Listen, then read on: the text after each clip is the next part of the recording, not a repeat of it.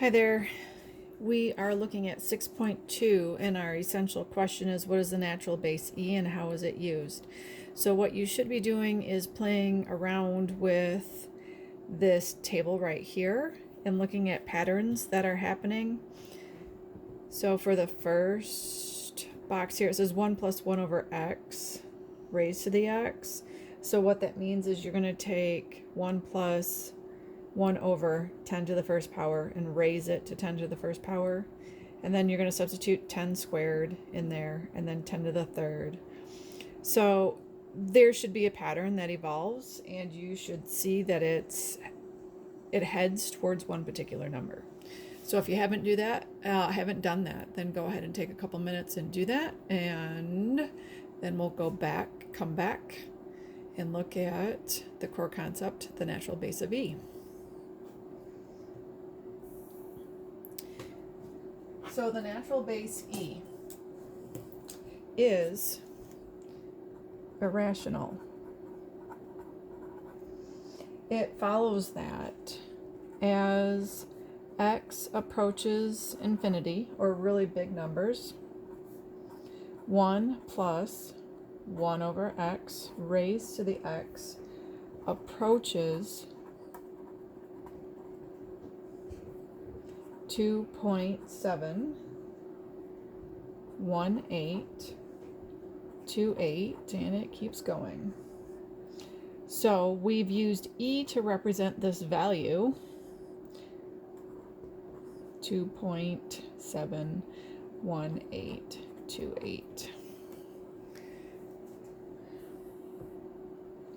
And with E, we can use it like we do with any other exponential problem, and we can follow those rules and do the things that we've done with other values.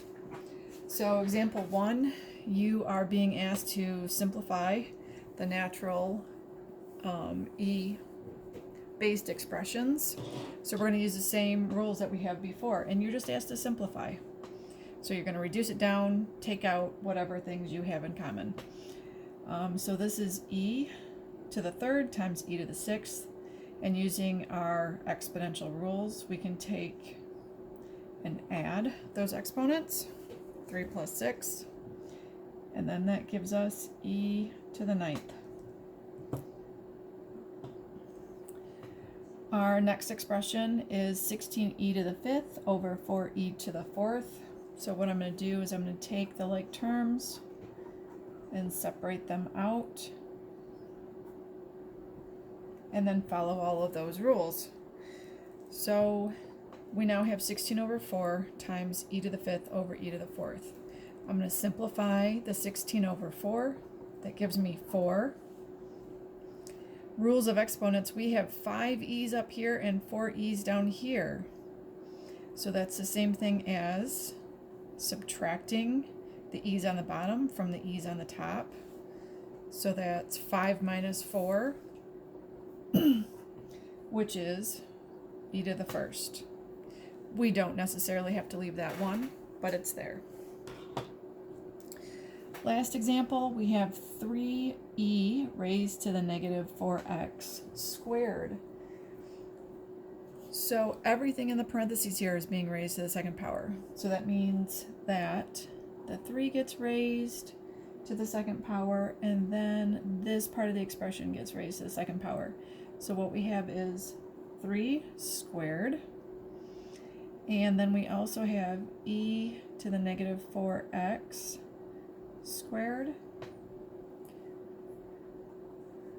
So I'm going to simplify this. 3 squared is 9. I'm going to multiply these. So this gives me e to the negative 8x. We don't ever want exponents negative, so the rule for exponents, in order to make them positive, is to put it down in the denominator. So this becomes 9 over e to the 8x. And that is our final answer.